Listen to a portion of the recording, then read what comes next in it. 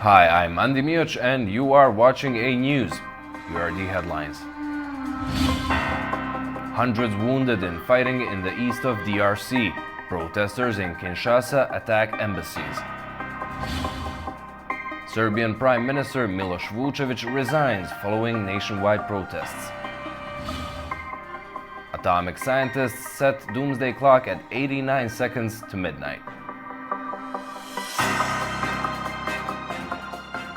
Thank you for tuning in. City of Goma in the east of the Democratic Republic of Congo has turned to a war zone, with fighting raging between Congolese forces and the M23 rebels. The city on the border with Rwanda was declared captured by the rebels yesterday. The clashes have triggered attacks on embassies in the capital. Our Chris Ochamringa brings more from Kinshasa. The city of Goma in the east of the Democratic Republic of Congo has been turned into a battle zone as government forces and their allied militias fight the M23 rebels. The rebels entered the city on Monday and announced its seizure from government troops. But clashes have continued in the densely populated city that shares a border with Rwanda. Congolese authorities have accused Rwanda of sending its soldiers to reinforce the rebels. Rwanda has denied the accusation, but UN officials have confirmed the presence of Rwandan soldiers in the city. The clashes in the east of the DRC have sparked protests in the capital, Kinshasa. Hundreds of protesters attacked the embassies of Rwanda, Uganda, France, Belgium, and the United States. They accused those foreign countries of supporting Rwanda, which UN experts had earlier said is backing the M23 rebels. Police in Kinshasa have been struggling to disperse the protesters. The fighting in eastern DRC has left hundreds of people dead. Hospitals in Goma are overwhelmed with the wounded soldiers and civilians. The United Nations and other regional blocs in Africa have condemned the violence and urged the warring sides to cease fire. An emergency meeting is scheduled to be held by the UN Security Council to try and prevent the conflict from turning into a full-scale war. Chris Ochamringa, A News, Kinshasa. Serbian Prime Minister Miloš Vučević resigned, becoming the highest-ranking official to step down following nationwide protests over the deadly collapse of a railway station roof in Novi Sad. Vučević told reporters he's resigning to reduce tensions. Protests have gripped the Balkan nation following November's tragedy that claimed 15 lives. Tens of thousands have repeatedly taken to the streets, demanding accountability for the collapse and protesting corruption. Novi Sad's mayor resigned shortly after the prime minister. Italy has transported 49 migrants to Albania in the latest push to enforce a legally disputed plan to have asylum claims processed in the Balkan country. An Italian Navy ship arrived in the Albanian port of Shëngjin, carrying 49 migrants who had been picked up in international waters.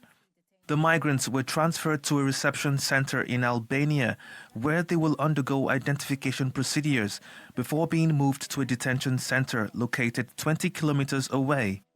This relocation is part of Italy's plans to manage migration by diverting migrants to neighboring Albania, a non-EU country. The Italian government, led by Prime Minister Giorgia Meloni, has built 2 reception centers in Albania to house migrants, a move designed to reduce sea arrivals to Italy. However, the relocation plan has faced legal challenges. Judges in Rome questioned its legality in November last year and ordered the return of the first 2 batches of migrants previously sent to Albania. These legal hurdles have led to uncertainty about the future of the program. Despite the setbacks, Italy is pressing ahead with its plan, which it views as crucial in managing migration flows and reducing pressure on Italy's resources. Italy has long been a key entry point for migrants from North Africa, and this relocation effort aims to control the flow and limit of arrivals. The European Court will soon review Italy's plan to determine whether it complies with EU law, which will be pivotal in deciding the future of this controversial initiative. Prosecutors in Rome have opened an investigation against Prime Minister Giorgia Meloni and 2 government ministers for repatriating a Libyan warlord wanted by the International Criminal Court in The Hague. Meloni announced she is under investigation over allegedly aiding and abetting Osama Anjem, also known as Osama al-Masri, along with her Justice and Interior ministers and an undersecretary. Meloni's government has been criticized by the opposition, human rights groups, and the ICC for releasing al-Masri on a technicality last week after he was arrested in Turin on a warrant from the International Court for alleged crimes against humanity. U.S. President Donald Trump said he wants Congress to increase funding for border security. Speaking to Republican members of the House of Representatives, Trump also called for a tax reform.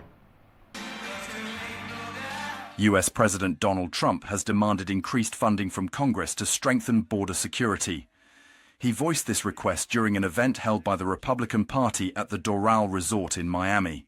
In the coming weeks, I'm looking forward to working with Congress on a reconciliation bill that financially takes care of our plans to totally and permanently restore the sovereign borders of the United States once and for all. This should include full funding for a record increase in border security personnel and retention bonuses for ICE and Border Patrol. These people are incredible people. I got to know them so well. According to Trump, he considers it essential that the additional funds be allocated to increasing detention facilities, improving border infrastructure, and completing the construction of the wall along the border with Mexico. We also need a massive increase in the number of detention beds and funding for all border security infrastructure and barriers, including the completion of the border wall. The US president also discussed his approach regarding the issue of taxation, underscoring his intention to introduce significant tax cuts and reforms. I'm also eager to get to work with Congress on the largest package of tax cuts and reforms in American history. We got to get that done. And we want to keep people's taxes low and actually make them lower. And that's not just rich people, that's everybody. It's frankly, proportionately the lower scale, much more so than a higher scale. Not only must we permanently extend the Trump tax cuts, if we don't, you're going to have about a 60% tax increase. Donald Trump's speech coincided with the end of his first week in office, which has already brought significant political changes to US policies in a number of sectors. Over in Ukraine, officials reported new Russian airstrikes on multiple cities, including Kharkiv, Odessa, and Kyiv. Air assaults on Ukraine has been intensified, with multiple cities, including Kharkiv, Odessa, and Kyiv region, bearing the brunt of overnight drone attacks. In Kharkiv, an overnight airstrike injured a 62-year-old woman and a 66-year-old man after debris from a destroyed Russian drone struck several houses in the Kharkiv district. A private business was set on fire by the drone attack. Fire was exacerbated by a damaged gas pipeline, leading to a massive blaze. 2 people, including a child, suffered from acute stress reactions. The attack damaged the gas pipeline, which the enterprise used for its production. As a result, a massive fire broke out. Before the gas was turned off, the fire grew to the scale we are seeing now.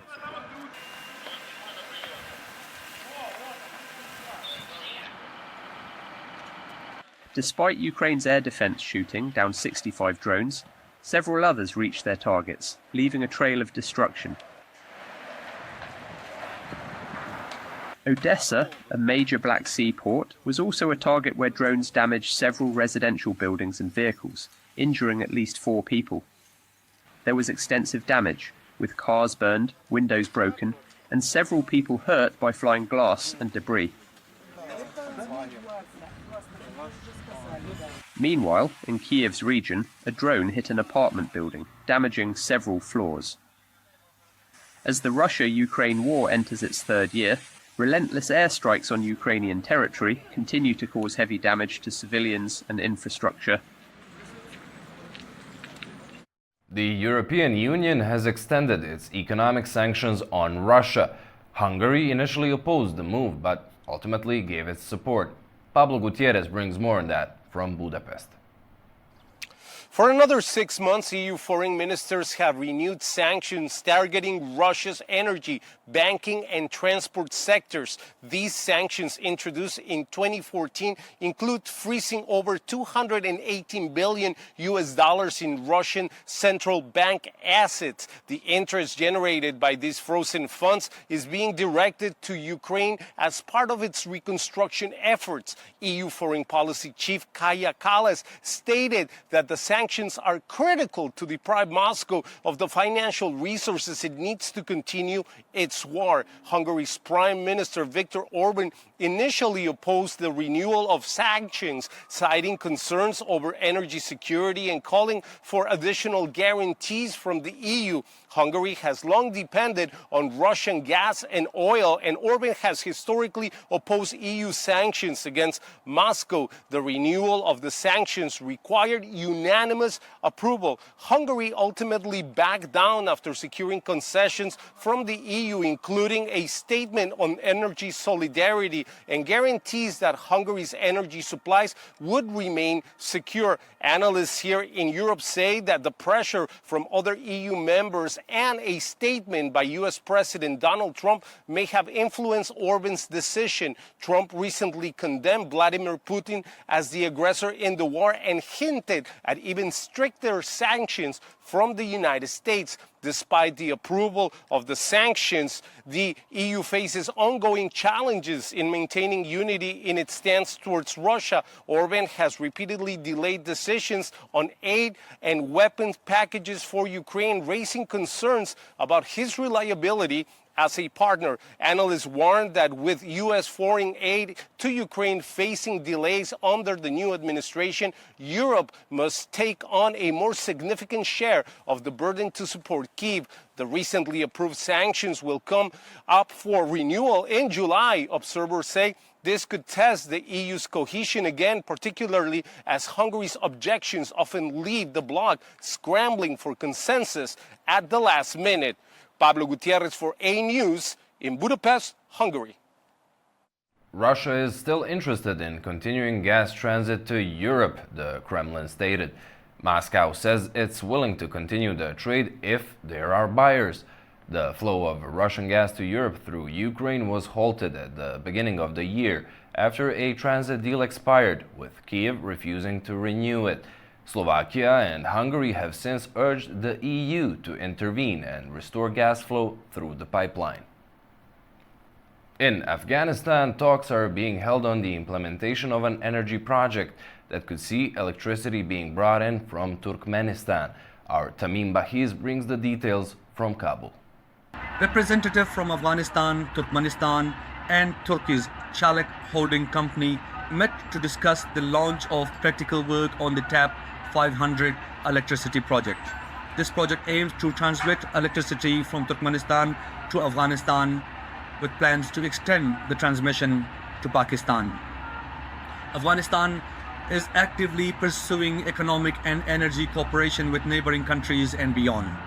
Among the most significant developments are regional energy and transit projects that are positioning Afghanistan as a vital hub for both energy resources and trade. Among the key energy projects is the Tapi pipeline, a natural gas pipeline running from Turkmenistan through Afghanistan to Pakistan and India. Another significant energy initiative is the CASA 1000, a major electricity transmission project designed to address energy shortages in Afghanistan and Pakistan. The CASA 1000 will transmit over 1,000 megawatts of surplus electricity from Tajikistan and Kyrgyzstan to the region, boosting economic development and energy security. In addition to energy projects, Afghanistan is increasingly becoming a key transit hub for regional trade. Several railway projects are underway to improve connectivity with neighboring countries. Afghanistan is currently building railway lines connecting with Iran, Uzbekistan and Turkmenistan, enhancing trade routes and fostering regional cooperation. Work is also progressing on the Lapez-Lazuli corridor, a trade route designed to connect Afghanistan with Turkey, passing through Turkmenistan, Azerbaijan, and Georgia. This corridor is expected to significantly enhance trade and transportation links between Afghanistan and Europe. With significant projects like TAPI, CASA 1000, and the Lapis Lazuli corridor, Afghanistan is positioning itself as an important player in South and Central Asia's economic future. Tamim Bahiz, A News, Kabul, Afghanistan. As the ceasefire in Gaza holds, families who have been separated for months are now reunited with their loved ones. After the ceasefire deal came into effect on January 19th, Palestinians in Gaza are returning to their homes following the 15-month conflict. Thousands of Palestinians came to the main roads of Gaza's Mediterranean shore on Tuesday, as many continue to migrate north and return to their homes, many of which have been devastated. As part of a ceasefire deal between Israel and Hamas, late on Monday, over 300,000 people crossed into Gaza City and the northern part of the enclave, according to Hamas authorities in Gaza. A Palestinian mother, Ali Mohsen, expressed relief after reuniting with her daughter and granddaughter after being apart for 15 months. I want to hold them. I want to get enough of them. I have not seen them for 15 months. I miss them very, very much. My granddaughter was only 2 years old when she left. Maybe she has forgotten me because there is no internet or anything to communicate with her.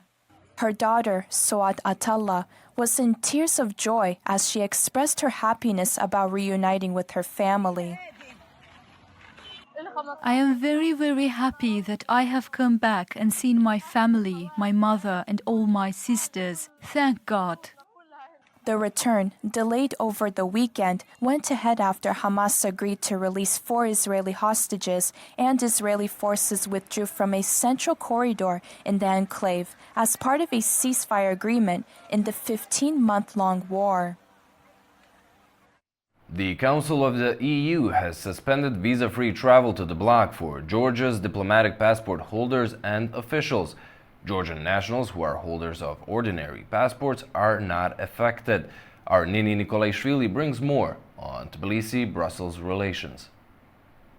Georgia is at the center of 2 major developments this week, and they tell 2 different stories about the country's relationship with Europe. In a significant move, the European Union has decided to suspend visa liberalization for Georgian diplomatic passport holders. This decision marks a notable shift with the EU-Georgia relations and raises questions about underlying tensions. This development could complicate travel and official engagement for Georgian diplomats and is seen by analysts as a diplomatic blow that might hinder collaboration between Brussels and Tbilisi. Whilst this move might signal dissatisfaction within the EU, Georgian Dream actively continues to engage with its European partners. Georgian Parliament Speaker Shalva Papuashvili and Georgian Dream parliamentary delegation has wrapped up a high-ranking visit to Hungary. They signed an agreement to boost parliamentary ties and discuss Georgia's EU integration perspectives. Hungary's Prime Minister Viktor Orban, who is a long-time supporter of Georgian Dream, has pledged fully backing for Georgia to join the EU by 2030. Orban also mentioned that Georgian Dream is a stable political force who can maintain Georgia's EU aspirations. Despite tensions with the broader EU, Hungary seems to be the key ally for Georgia. The delegation is meeting with Hungarian officials to discuss strategic partnership, economic challenges, and the shared view about Europe's future. This duality highlights complex dynamics of Georgia's relationship with Europe. As the European Union has recalibrated its stance, Georgian Dream seems to be pursuing its closer ties to individual member states like Hungary. It's Nina Nikolaishvili reporting from Tbilisi, News. A transport link between Azerbaijan and the Nakhchivan Autonomous Republic remains unresolved. Azerbaijani President Ilham Aliyev addressed the issue during a meeting dedicated to transportation matters, calling out Armenia for failing to meet its obligations.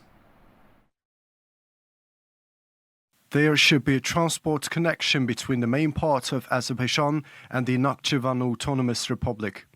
This was emphasized by the President of Azerbaijan, Ilham Aliyev, during the meeting dedicated to transportation issues. Aliyev accused Armenia of failing to honor commitments made in the aftermath of the 2020 Karabakh War. Nakhchivan, an exclave of Azerbaijan, is geographically isolated from the country and separated by Armenia. Currently, Azerbaijan lacks a direct and convenient land route to access it. The president referenced the trilateral statement made by the leaders of Azerbaijan, Armenia and Russia on 10 November 2020, which included a provision for opening transport links. In his address to the meeting, Aliyev stated that Armenia is employing various excuses and, quote, various unrealistic and absurd projects to mislead the international community. You have probably heard that they have come up with the so-called Peace Crossroads project, and now there is not a single country in the world they have not shared this project with. However, this so-called project is not worth 2 cents without Azerbaijan, and we have repeatedly conveyed this to the Armenian side through various channels. If you truly want to implement this project, first of all, you should approach Azerbaijan, because without us, it is just a piece of paper, and our terms are fair, grounded in international law and the obligations Armenia itself has undertaken. I would once again advise the Armenian leadership to carefully read the November 10th Capitulation Act and pay special attention to the paragraph I mentioned.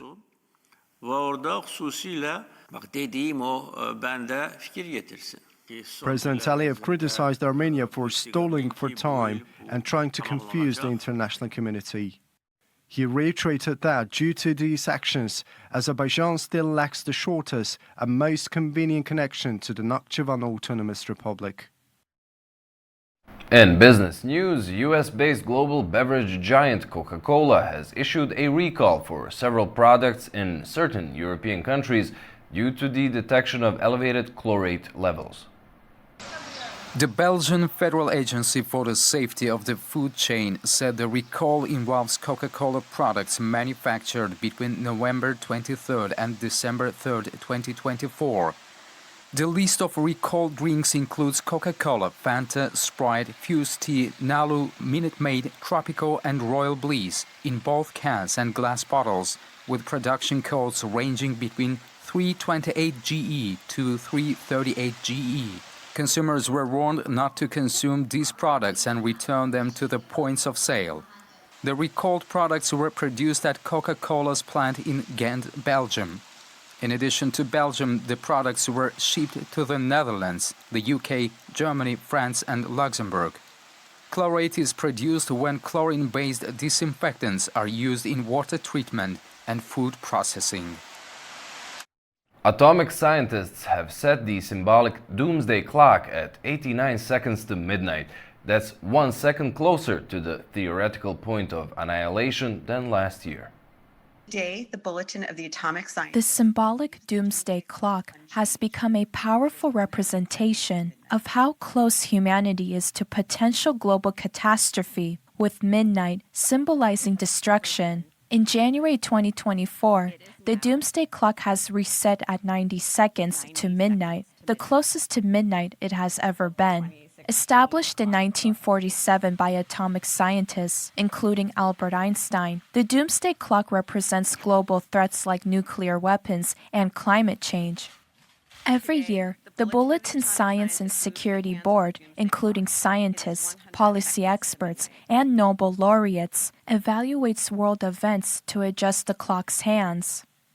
In 2025, the doomsday clock moved closer to midnight, now setting at 89 seconds, 1 second closer than last year, citing rising global threats. Key factors include Russia's nuclear risks amid the Ukraine invasion, escalating tensions in the Middle East with the Israel-Gaza conflict, military AI advancements, and the worsening climate crisis.